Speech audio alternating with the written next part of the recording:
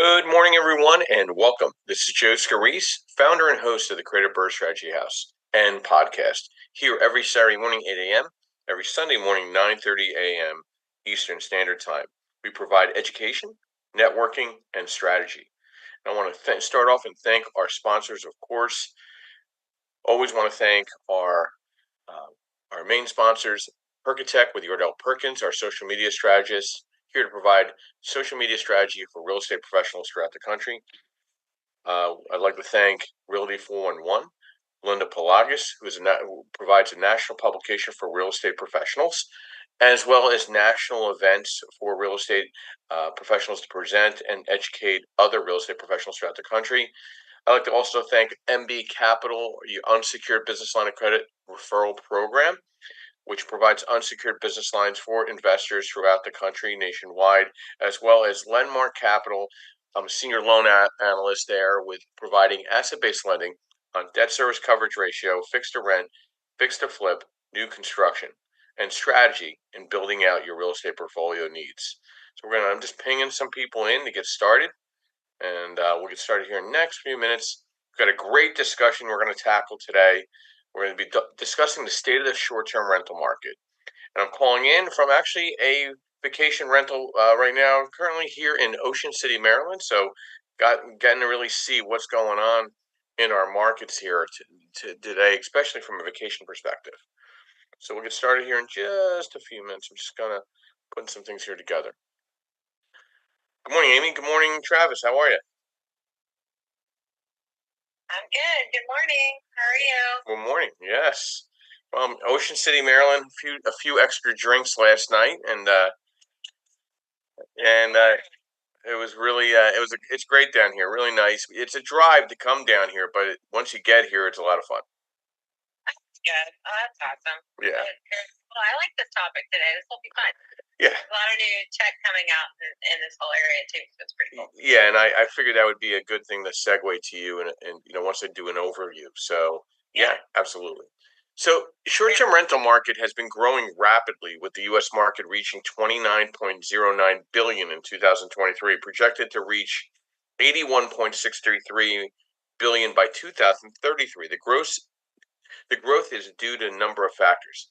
Increased travel, post-pandemic travel surge has benefited short-term rentals. Online platforms, growing use of online platforms for Airbnb and Vrbo has helped popularize the short-term rentals. Demand for budget-friendly travel. Short-term rentals can be affordable than hotels. And sharing economy. The sharing economy has contributed to the growth of short-term rentals. However, short-term rentals can present challenges for investors, such as fast guest turnover, extra regulations, rising interest rates. Some say that the market saturation increased competition, and demand for luxury rentals have also made a short-term rental less profitable for some hosts. When considering investing in short-term rentals, it's important to research the best markets in advance. Some factors to consider include location, seasonality, average occupancy rates, average pricing. Some cities, we're going to go over some top cities that are in the short-term rental space as well. Some current, listen, there's some concerns I have with short-term rental because I do lend on short-term rentals, but I do see some of the standard issues that pop up every time with a short-term rental. The biggest thing to me is I don't see the occupancy that people claim that they're going to be at. It's very hard to see 50% occupancy or better on some of these properties over the last trailing 12. And if there's no history, the appraiser as well as the lender is going to look at the market rent as well, and that's going to cut down on the loan to value and considering the property vacant at the time of purchase. So there's some moving parts with short-term rental. So let's go over that again. Someone that lends on short-term rental looks at a trailing 12 of income and expense on the property for the past 12 months. They look at the occupancy to be 50% or better to justify the short-term rental equation. If it doesn't hit the 50% or better, it falls back on the market rent. If it's vacant at time of closing, from an asset-based lending perspective, they're going to cut the LTV back anyway because it's vacant. So you're probably looking somewhere between 60 and 70% LTV max, whether purchase or refinance. And if it has no short-term rental history, there's no way that a lender can feel comfortable to take those numbers into account. So they'll always fall to the market rent. God forbid you do not rent the property out for Airbnb, and it needs to carry on its own 2 feet. So there's some, and then I'm concerned, and another things I want to throw out there is, there's recessionary issues. Inflation. Just, hell, the cost of just eggs nowadays is going away, and filling your kitchen is expensive. So, you know, is the hotel versus the Airbnb the almighty thing, comparative? It's hard to say. I really feel there's a certain type of person that wants to always use a hotel or motel, and there's a certain type of person that feels comfortable with the experience. And I'm not knocking either one. Me myself, I personally enjoy the hotel type of environment, and that's because I'm typically going just myself for travel for business. Now, when you have a family of families coming together, yeah, there's been great locations like in North Carolina, the Outer Banks. You got these 20-bedroom homes that people rent with families. I mean, that makes a lot of sense. There's more cost benefit to that than renting a hotel. Okay, and then there's camaraderie and there's family time or friends time. I get it, but in recessionary times, with the cost of just keeping the lights on, is short-term rental making sense? Now, I know some sure point markets that are changing things to justify short-term rental and or primary residence. So it's the problem you're going to have is, do these individuals that live year-round in a house want a short-term rental next to theirs? Do they want that type of transient environment? Are the communities going to crack down and leave enough room just for the institutional investors, the big institutional companies, to do this and squeeze out the little guy or gal? So I do have some concerns with it. For the first time since 2014, revenue per available room decreased by 4.9%, and short-term rental growth slowed to 6.7% year over year, according to the 2024 Outlook report. Market saturation and heightened competition, the demand for luxury offerings, have made short-term rentals less profitable for most or many hosts. So, in my opinion, I think it all depends. Some cities that I'm eyeballing that are really strong on short-term rentals in 2024 going into 25. I'd like to go over them so you kind of get an idea where the markets are. And this is based on typical home value, occupancy, average daily rate, and average revenue per year. Number one, Columbus, Georgia. Number two, Ellsworth, Maine. Number three, Logan, Ohio. Number four, Spring Hill, Florida. Number five, Sneads Ferry, North Carolina. Number six, Winter Haven, Florida. Number seven, Staten, Kentucky. Number eight, Port Angeles, Washington. Number nine, Akron, Ohio. And number 10, Fairbanks, Alaska. So, good morning, Amy. Welcome. Brief overview who you are, what you do, and thoughts to the state of the short-term rental market. And love to get a more of a prop tech direction in the discussion. Sure. Thank you. I'm going to have to bounce in. I got, I'm going to walk when I get meeting at 9, but I'll contribute when I can. So I am Amy Falvado. I am the founder and CEO of Facilimax, which is, we are a commercial real estate data aggregator. And I'm also the chairwoman of the U.S. PropTech Council. So in this area for short-term rentals, there's lots of new technology coming out as far as, it's just there's technology coming out as far as how you price certain single-family homes, how you do the whole, like, how do you find off-market deals? I mean, there's basically, all around the valuations of homes. But there's also tech coming out now addressing the tweener market in short-term rentals, which is, not maybe a weekend stay, but a 3-month stay or a 6-month stay. And there's a lot of froth there because it's usually contract workers that are having to go here, there, and the other. There's one of the people part of the council. It's called Work B&B, and he solves that challenge. So he's a startup, but he is now a supplier to the NFL. And so every time somebody has to go to another location, like say for the Super Bowl, they have to find housing for all of these workers. And he became the housing supplier for the NFL because he saw a need for contract workers to find short-term housing. And when back in the days when I owned apartments, I used to do this inherently, but always gave my lender heartburn. I mean, it was something to the point that they were like, okay, you can't have too many of these. So I think it's going to be kind of interesting to see what happens going forward with those. But I think right now a lot of technology is being spent on that. Like, how do we solve this midterm, short term defined as 90 days to 6 months, somewhere in there. So. Well, and Amy, my question is the software staying up to pace and relevant to the smaller investor? Is it, or is that software kind of pricing itself out more toward the institutional company that's providing AirDNA or Airbnb or Verbo? So as any startup happens, you have to chase the big dog because your R&D is expensive, right? So you got to be able to. But over time, the smaller investor gets to participate because they've created it. So is it coming out for the smaller investor? Probably not, because they've got to recoup all their costs for creating it in the beginning. But in the short-term rental market, it's all smaller investors, pretty much, right? I mean, there's not a bunch of. There's some big players in it, like Prime Vacations. This friend of mine is John Coletta, and he owns Prime Vacations, and that's all they do. They have a bunch of vacation rentals, and all over. I mean, he's down in Florida, but he owns them all over the place, and he also manages them. So, and he'll tell you that as far as management of the short-term rentals, there is no good solutions. There's some being built, and some are like being pieced together, like the rest of PropTech. But it's.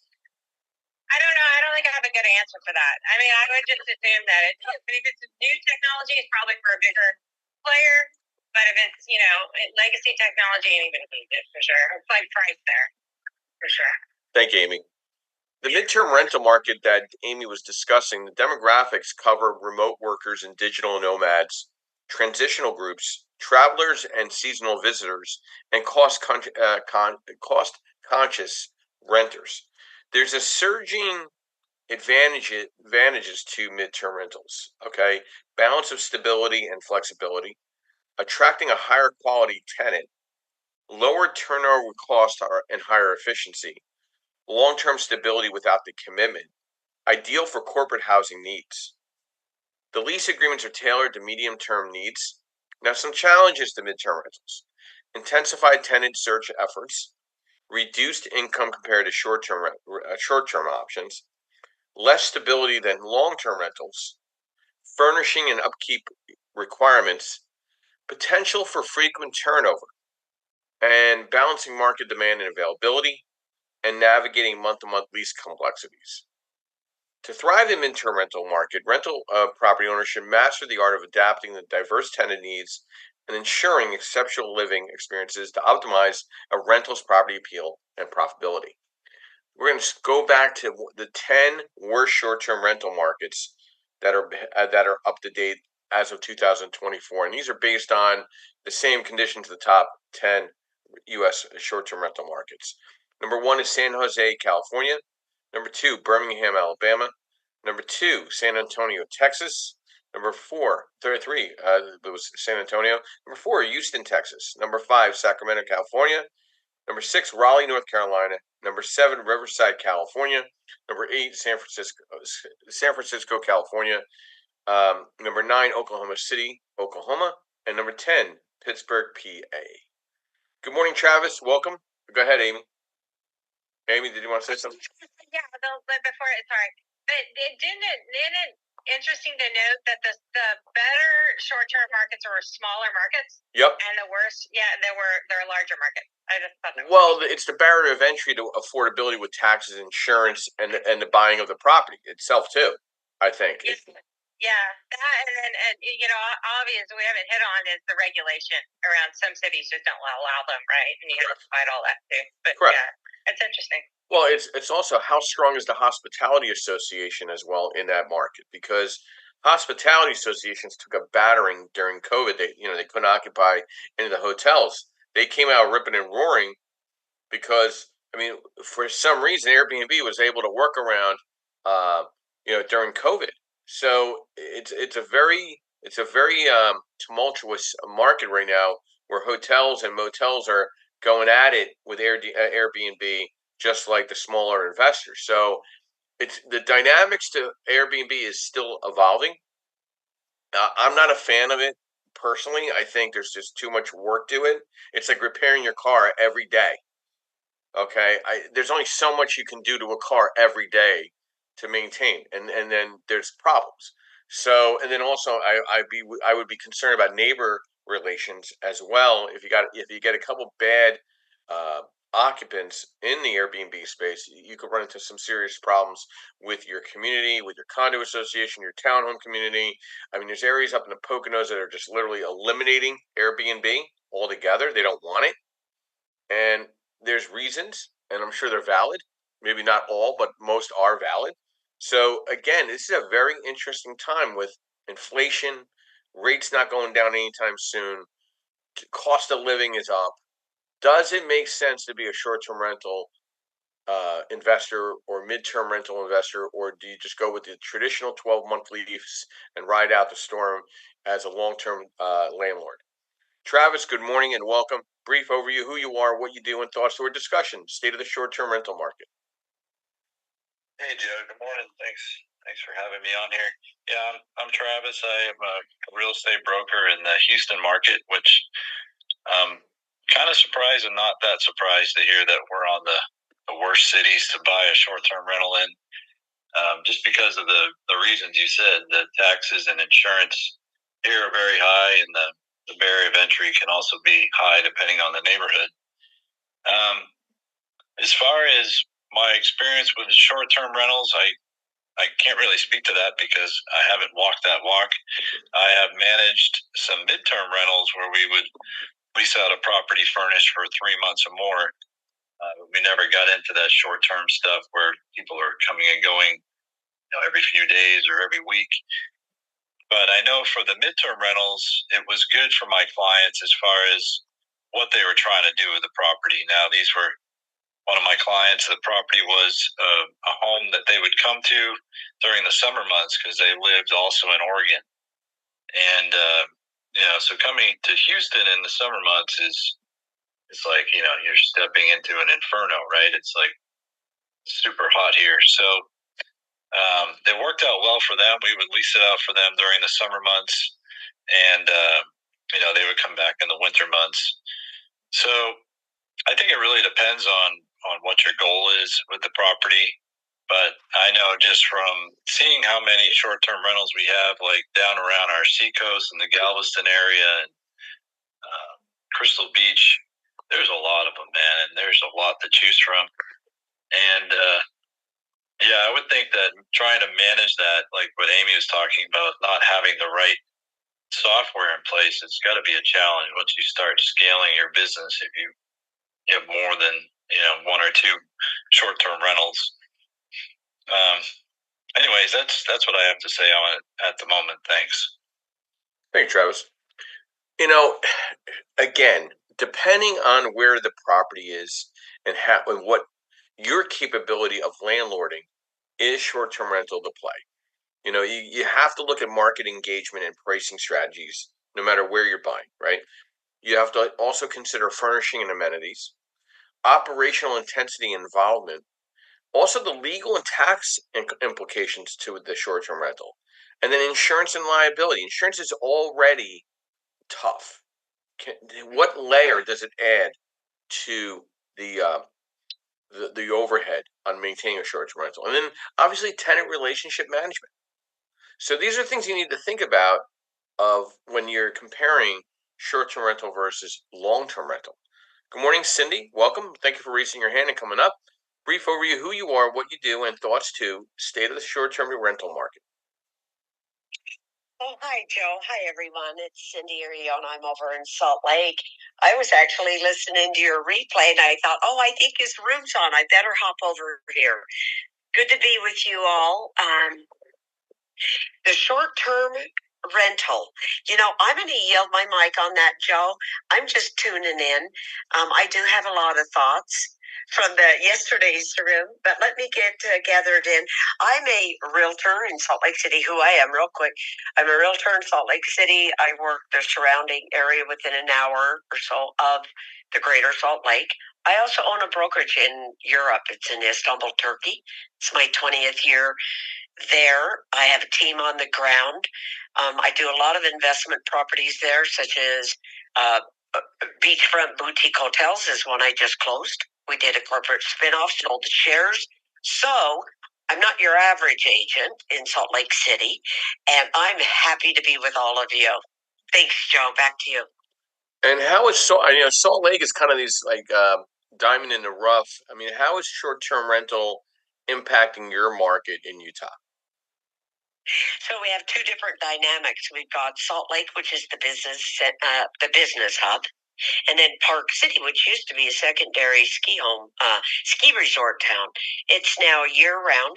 A lot of people moved in, of course, with COVID, but it had prior to COVID, we had been building where it was more of a residential market, where a lot of people have worked remotely for the last decade, including myself. When I brought the kids to the States to go to school, I've been running my business in Turkey. So when COVID came along, it was no new adjustments for me. The short-term market in Park City is alive and very, very well. A lot of people there are different events. For example, Sundance Film Festival, where you can like 10x your money. So a lot of my clients will do the Augusta rule, rent their house out during Sundance, and that is a little special nugget bonus, yearly annual bonus, if you will. They tried to pass a bill for a moratorium on the short-term rentals because they were just trying to clean up the mom-and-pop shops that weren't doing it right, causing ruckus in the neighborhoods and so on. But that didn't, what they did is put in some new stricter rules. It is very alive and well, Joe. We've got a lot of activity happening here in Salt Lake. It looks like we're getting the 2034 Olympics. And we all know what the 2002, that's why we're the diamond in the rough, Joe. Real quick, when Salt Lake got the 2002 Olympic bids, they got all that money. They spent it right with the infrastructure. And so, in any event, the market here is alive and well. Although it is seasonal, we do have year-round activities and a lot of draw into Salt Lake. So we have short-term here in both Salt Lake, Park City. They're only 30 minutes at the furthest from each other. And so, yeah, it's very strong and robust. Back to you, Joe. Thank you, Cindy.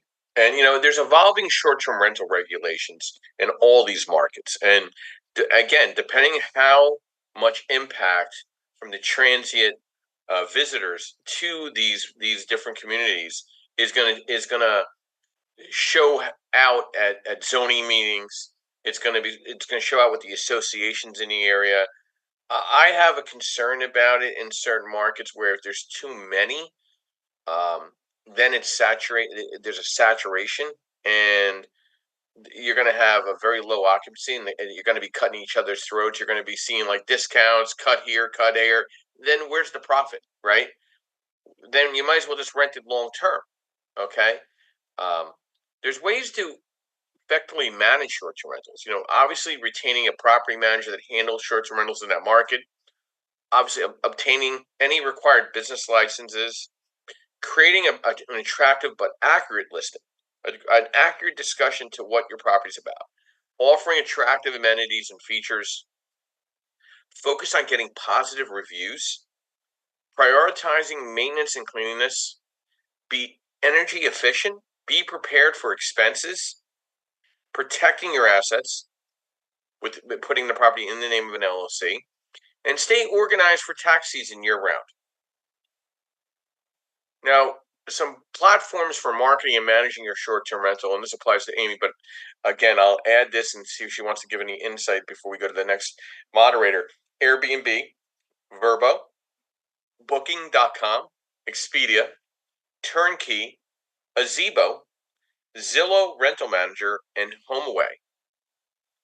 Amy, any thoughts to those softwares before we continue with the other moderators? Sure. Yeah. So all of the softwares have their quirks, right? And I will say, I think the most progressive of all of them is probably Airbnb, because they are truly going after not only the short-term rental market but the mid-term rental market. You can get even a long-term rental on Airbnb and pay it monthly. It's really, you just pay a premium for it, but it's a furnished rental. So for traveling nurses, it's becoming kind of a preference. Short term, it's going to be either one of those. Zillow's, I'm just never a fan of Zillow. I just think their stuff is wacky. But HomeAway was kind of the original one, but right after Airbnb. I don't see too much of HomeAway anymore. I think they got bought out by Airbnb. Pretty sure HomeAway got bought out by Airbnb or somebody, or Vrbo, one of the two. So it's been a little bit of consolidation, but I think Airbnb is being the most progressive as far as what they're trying to do with what they've got. Thank you, Amy. And some key factors to consider when selecting a short-term rental platform: market reach and audience, fees and commission structure, ease of use and management tools, payment processing and security, customer support and service, reviews and reputation, marketing and SEO capabilities, flexibility and control, legal and regulatory compliance, and other services and partnerships. Good morning, Bob. Welcome. Brief overview, who you are, what you do, and thoughts to the discussion this morning, state of the short-term rental market. Hey, good morning, Joe. So my name's Bob. I help people set up LLCs and corporations. Used to be a civil engineer prior to that. I'm not a lawyer. I'm not here to give any legal advice. The short-term rental market, the two that I see and interact with the most, more circumstantial because of where I live and where I have lived. The one that keeps coming to mind is Rehoboth Beach, Delaware. And Rehoboth Beach, for those who are unfamiliar with the geography, is about 3 hours due east of Washington, D.C. In fact, they even call the area the Capital Coast because a lot of congressional critters own properties out there. But the D.C. institutional investors, and a lot of them started out as attorneys or lobbyists or whatnot, began gobbling up properties along the Delaware coast and to a lesser extent adjacent to Ocean City, Maryland. Although the Delaware tax structure is far more favorable than Maryland's, which is why they kind of jumped over that state. And Rehoboth Beach has been going through an identity crisis because of short-term rentals, which has resulted in some absolutely bizarre showdowns at zoning hearings, city council meetings, and whatnot. For example, in 2015, a law was proposed that I believe only lost by one vote that would have banned vacationers. So anyone renting a property short term, the landlord would have had to cap the pool and not let the vacationers use the pools. And why? Because people who live there year round, who might be next door to a short term rental, claimed it was too noisy with the vacationers using the pools. Yes, this was you can Google this. This is real. And then it resulted in some very old homes in the town being ripped down and replaced with properties that were only being used for rentals, like 8-bedroom houses, 13-bedroom houses, the houses that no one's going to ever live in. And unfortunately, the bizarreness of it resulted in a lot of the longtime businesses rolling up shop and moving out to the areas where the locals live, further out on Route 1, closer to Lewis. Like, for example, Nicola Pizza, which was an institution in downtown Rehoboth, moved to Lewis. the big dolly sign on the boardwalk. If you've ever seen a picture of the Rehoboth boardwalk, you know exactly what I mean. That's gone and had to be moved to another site to be preserved because the landlord of the building decided to turn it into a grotto pizza.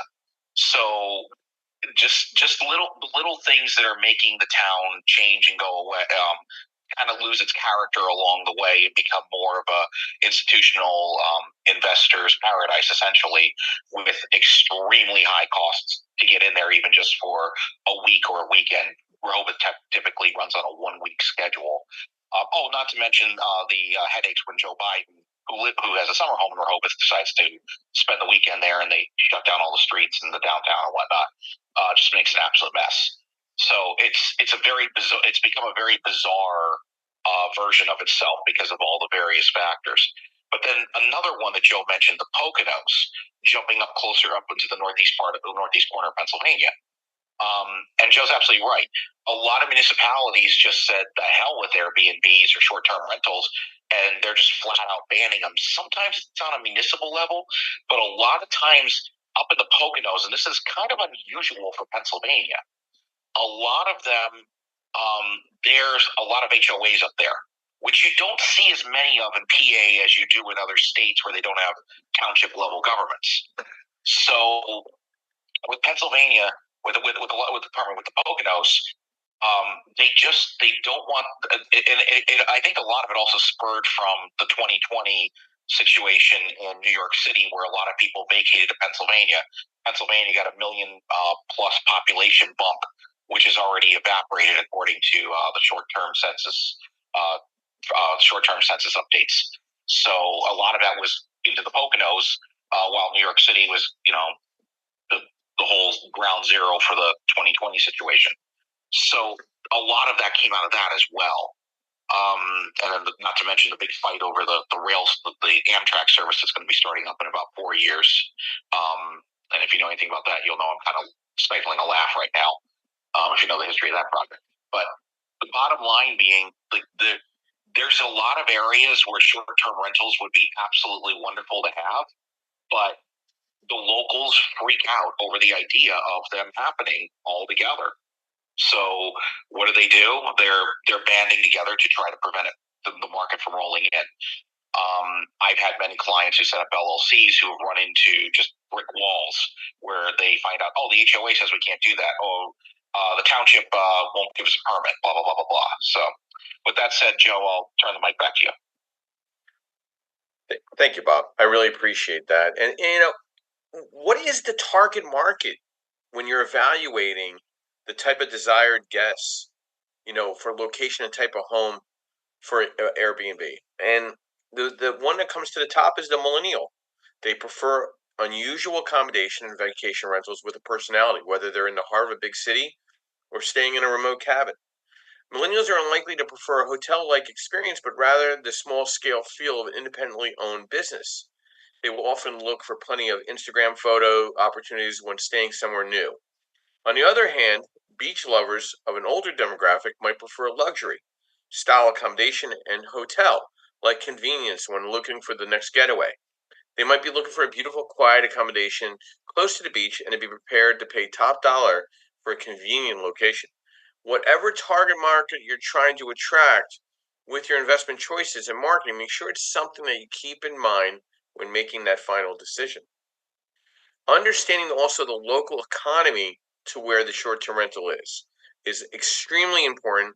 After figuring out what type of demographic you're trying to reach with the investment, the next step is to touch with the experienced local realtors in that area, because they know what's going on in that area. They know what the rental market is. They know what the economy is going on. They go to chamber of commerce meetings. They're out there. They're trying to at least be it. They should be out there in front of different businesses that are involved with that local community. And that's going to tell them and give them an idea to translate that to potential investors that call upon opportunities in those markets. Hey, is this a good place to buy for a short-term rental? And now, if a realtor is worth their salt, they're going to be honest. They're going to tell the truth. Well, here, this is what it looks like right now, and this is what the long-term rental looks like right now. You should hedge your bets. God forbid it doesn't work out. You don't get the right maintenance services.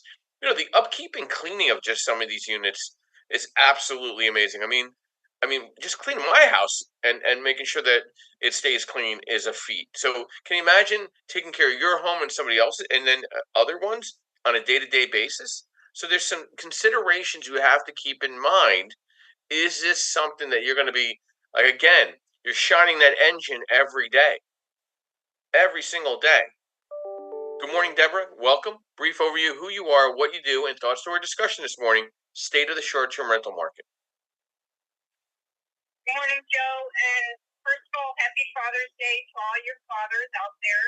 Congratulations and happy Father's Day to you. Deborah Adamy, I live in Las Vegas, Nevada. From Chicago. I've been a realtor out here since 2005. I've known Joe for a while and met him actually here in Vegas and his wife.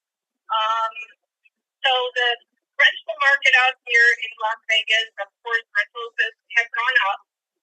And I read an interesting article in the Review Journal that said that properties, to build on disappear here in 7 to 8 years. That's what they're projecting. We have a huge new build going on right here in Vegas. As far as short-term rentals, it's all over Vegas. You have to be licensed, of course. It's $1,000 a year to be licensed. You have to check the property and make sure that it meets all the requirements.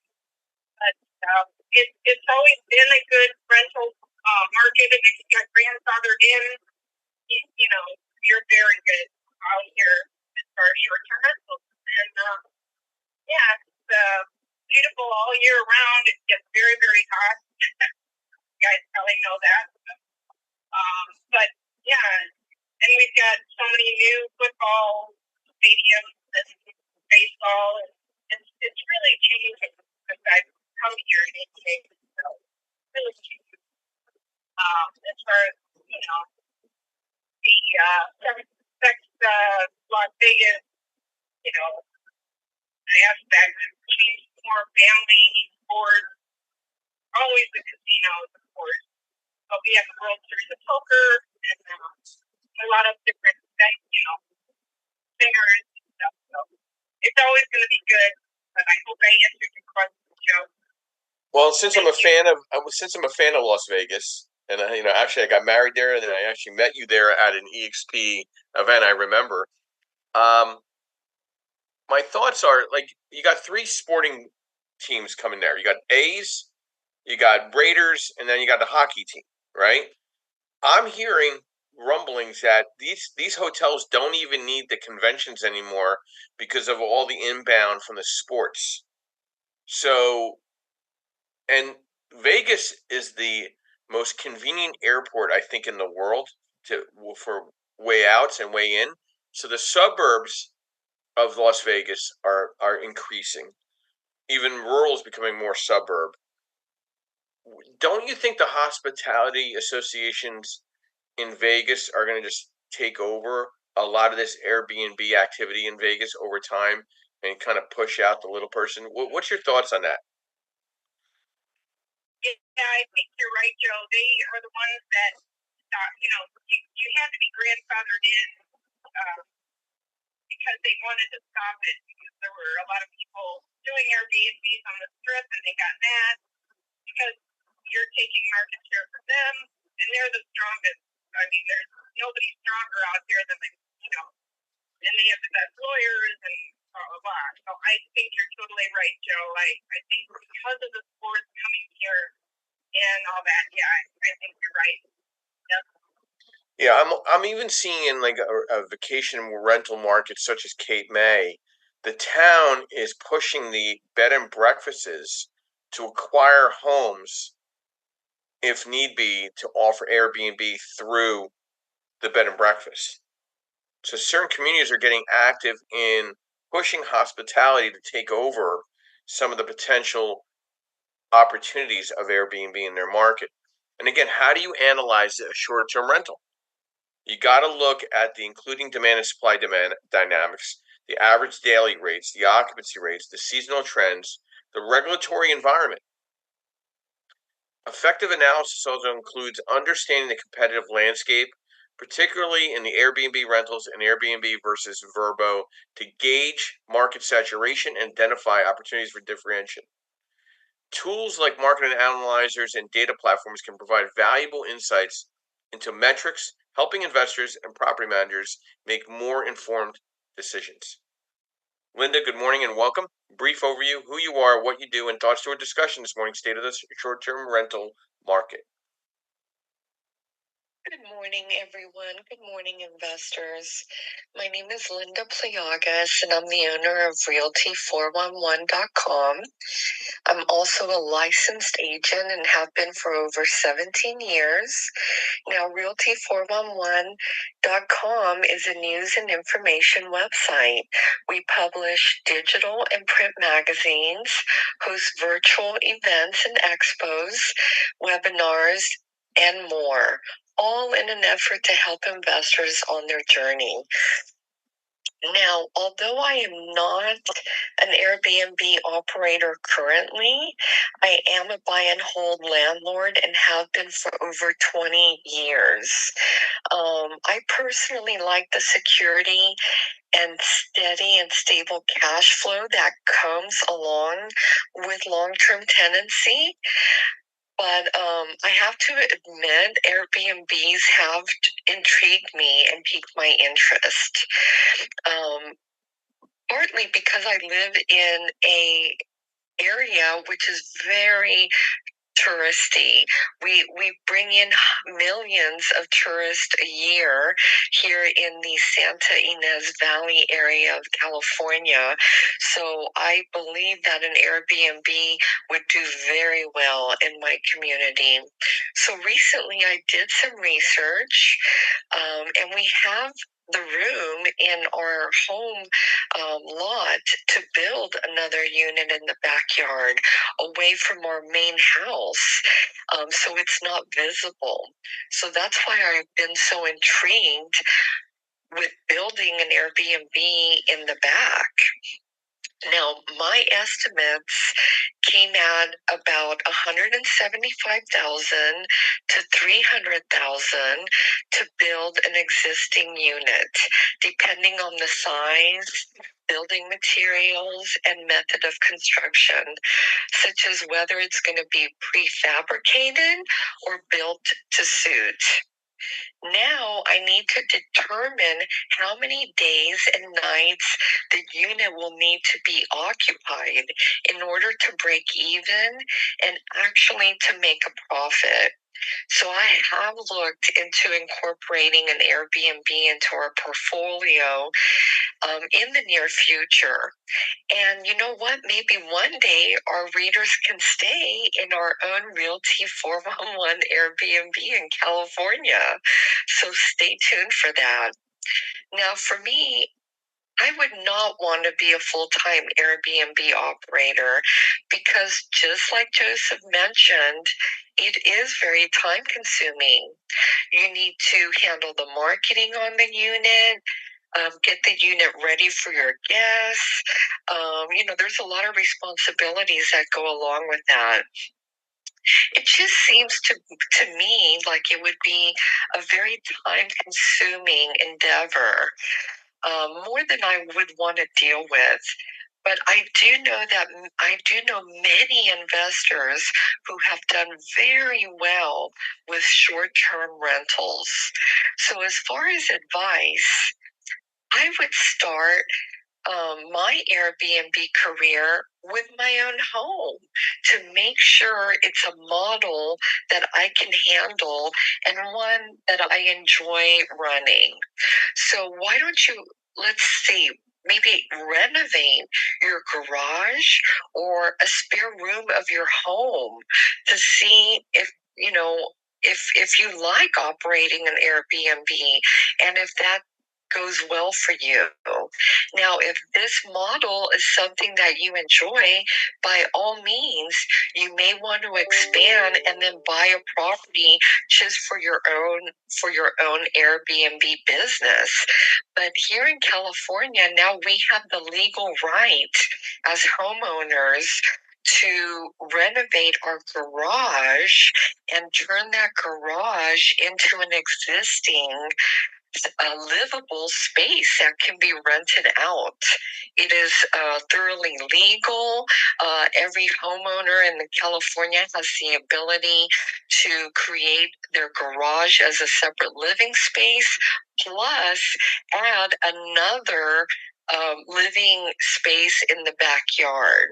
So, I mean, you can start your Airbnb career by renovating your garage and renting that out as a short term rental to see if that works well for you. And I hope this has given people some ideas on how they can start their own Airbnb business right in their own home. Thank you, Joseph. Lindis, please stay on mic and thank you. So, in regards to ADUs, and this is something that asset-based lending is taking into account. I don't know if you're aware of this, but now you can include the ADU revenue in a single-family property as long as you have CO of that ADU. So, if you have a Cunningham home, like Fonzie used to live above the garage, and there's a CO to that unit, you can use that revenue toward the debt service coverage ratio of the property. That was something that was not recognized for quite a while, but I think because of the laws in California, because of the overhead affordability of a home, adding that ADU is allowing asset-based lending to come in and lend on some of those properties because that extra revenue is needed to justify the DSCR of that property. So again, let me go over that again. The CO, if there's a CO for that ADU, even with the single family residential designation, asset-based lending is recognizing that additional income toward the overall debt service coverage ratio of the leverage, whether it's for refinance or purchase. Now, when it comes to short-term renting one of those units, there's not a consistency there, so you got to be concerned about that. If you don't have a trailing 12 and a 50% occupancy or better, it's going to fall back on market rent, and most likely that debt service is not going to take all that into account on estimate numbers in the Airbnb specifically with a ADU. So you got to be very cautious with that. And some takeaways I'm thinking here is, 2024 will see a stable occupancy rates in the short-term rental market with a growing demand more toward the luxury and unique properties like tree houses and eco retreats. It's kind of funky, but I don't know if I want to stay in a tree house. I don't know if I can get out, but it's something to keep in mind. Technological advancements such as AI and virtual tours are enhancing guest experiences, while the concept of slow travel is becoming more popular. Hosts should focus on using vacation rental data to adapt increasing competition and changing traveler preferences, including trends like solo travel and all-in pricing. Good morning, Justin. Welcome. Brief overview, who you are, what you do, and thoughts to state of the short-term rental market. Justin? Yeah, I'm sorry. I was trying to get to the button, man. Good morning, y'all. It's all good. Justin Jefferson here. I'm currently in Louisiana market. Say this every time. I'll be getting to some better places soon. But I've been hearing a lot about how this may not be working out as well as a lot of people thought. And I'm not to start it off with a negative connotation of what's going on, but I do think that I've been hearing a lot of short-term rental people struggling. People do not have as much extra money, right, to be going to travel and do things and so on and so forth. So from my perspective, I've always and I've always listened to the folks who told you to underwrite your short-term rentals like regular rentals. So I'm assuming those people are having a little bit better time right now. But, everybody's strapped. Most people are strapped. Most common people for survival funds and doing things that are outside of their needs and means right now in a lot of places around the country for money in circulation when these things were coming about and when they were coming up, and people were really excited about taking advantage of the opportunity. I think we all knew it has a window of opportunity for the masses, even though it's something that's always been around. And I think things like that, such as wholesaling and things you can make into an entire profession, right? But have kind of maintained themselves at a small scale. I think they're at a small scale for a number of reasons, and I think that's what we're kind of going back to, that equilibrium and a balanced market instead of an over-saturated market of short-term rentals. So I think that's kind of, just to sum up all those thoughts, I think that's kind of where we're headed. Yeah, I think we have a serious, rental issue with a housing affordability, like a low income housing. So, I think I agree with you, Justin. I think we're the Airbnb short term rental market is going to evolve. I think it's going to it's going to be very separate. It's going to be more luxury rental experience. I think unique rentals are on the rise. I think slow travel gains momentum. So I don't think people are going to be traveling as much abroad. I think you're going to see more within the United States. So I think people are not going to travel out of country, and I think they're going to take advantage of cost savings by traveling to maybe a unique experience. And these travelers want virtual tours to know where they're. I don't want to come to a place and it looks nothing like what you booked. That would really upset me if I was somebody that's going to consider a short term rental. And AI is going to transform the entire guest experience. Modern travelers are going to seek custom experiences, and you need the review. The reviews continue to influence the STR performance. Increasing competition keeps hosts on their toes. Vacation rental managers are more prominent than ever. So, like, I drove down here in Ocean City, Maryland. I saw at least 10 property management companies and maintenance groups up and above just real estate offices. So, I think maintenance and management, the handyman is going to be so much more needed in this market, such as like Ocean City, Maryland, than say ever, because a realtor doesn't doesn't doesn't mean that they're going to be handy. You need a handyman to fix the odds and ends, electric plates, leaky sinks. There's a lot of ongoing wear and tear on a property. Okay, solo travel will continue to surge, but it'll be very specific. Okay, it's not going to be just wham bam. This one area is going to just do great, but heightened regulations will restrict STR operations. And again, list on multiple platforms to gain popularity. Bob, your outro in regards to state of the short-term rental market. Bob, going once. I'm sorry, I was having a little trouble getting back in here. So basically, it comes down to my outro. Same thing I usually try to warn people about. You heard a lot about the markets, the good ones, the bad ones today. You've heard a lot about what things to look out for, and it just comes down to, if you're going to get into the short term market. And by the way, Linda, that was very interesting what you just explained about California. Just for clarification, that is a statewide law, or was that local? No, Bob, that is a statewide law. Every homeowner now has the ability to turn their garage into a living space and also to add an ADU in the backyard. So really every homeowner in California can now turn their home into a legal triplex, which is amazing. So that's a unique example in the United States of where you won't really have much of an issue with that. I mean, I'm sure there's still going to be, people that are going to be upset about that, but it is what it is. It's a state law now. So the best thing to do, and we talked about this last week, make sure if you're looking at buying or building or going into a short-term rental market, do your homework on the market before you jump.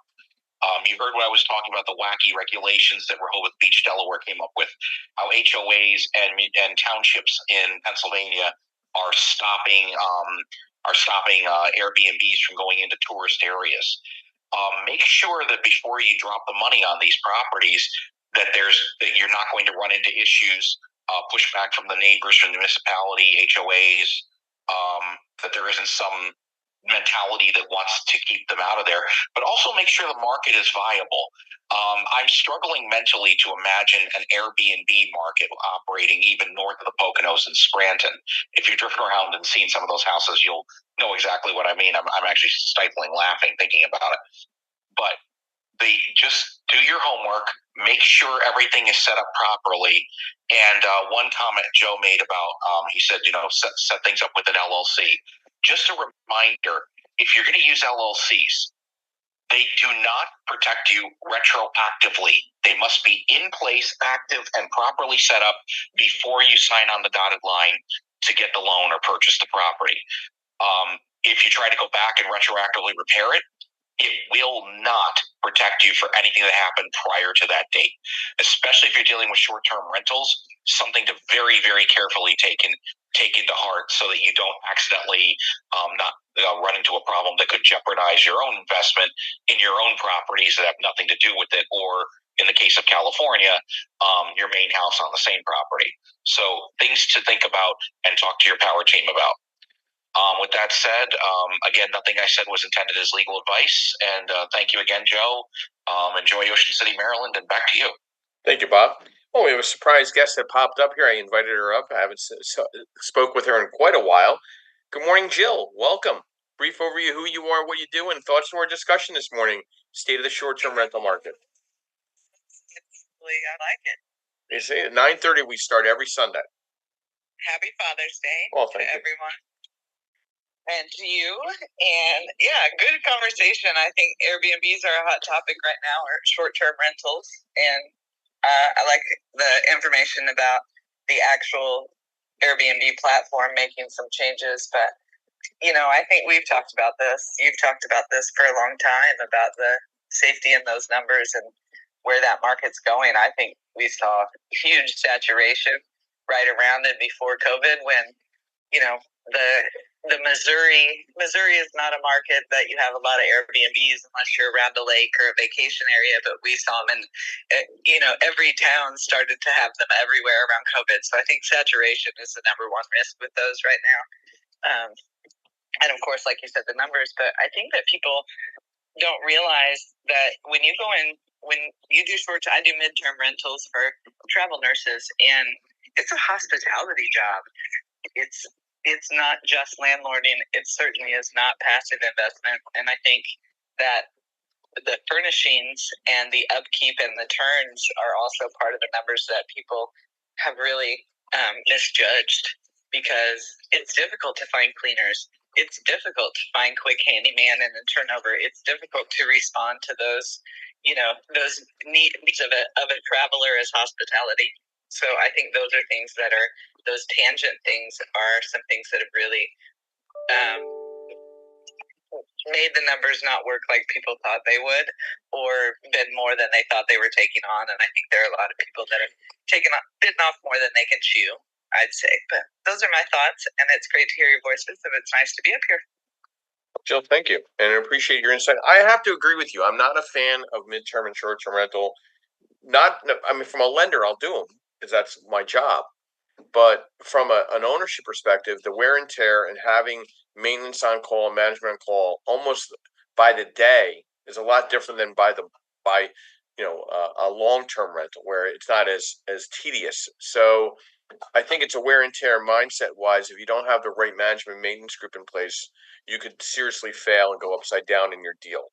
So you got to be very cautious about that, and you got to look at the barrier of entry and does it make sense for you as a long-term investment? Are the tax benefits in your favor? Are you buying in the LLC? Are you looking at asset protection? Are you hiring the right property management maintenance group in that area? So these are some great conversation today on the state of the short-term rental market. I want to thank our sponsors, Realty 411 with Linda Pelagas. I want to thank Percatech with Yardell Perkins. I want to thank MB Capital with Eric Moz and myself and Nick DiFederico. I want to thank also Lenmark Capital your asset-based lending provider. And then also, an announcement I made yesterday, I've now moved my licenses to active with TCS Property Management, which is in about 14 different markets. If you're looking for a joint venture or partnership with a management company that wants to come into your market, or if you need to have a referral program with a management company, please reach out to me. I'll be setting up a call to action link for inquiry and strategy discussions this week with Yordell. So again, everybody have a blessed Sunday morning. Happy Father's Day to everyone. And my quote this morning, it costs $0 to be a decent human being. See you next week, Saturday morning and Sunday morning, 8 a.m. and Sunday morning, 9:30 a.m. And have a great, fantastic week. I'll be ending the room in the next 30 seconds.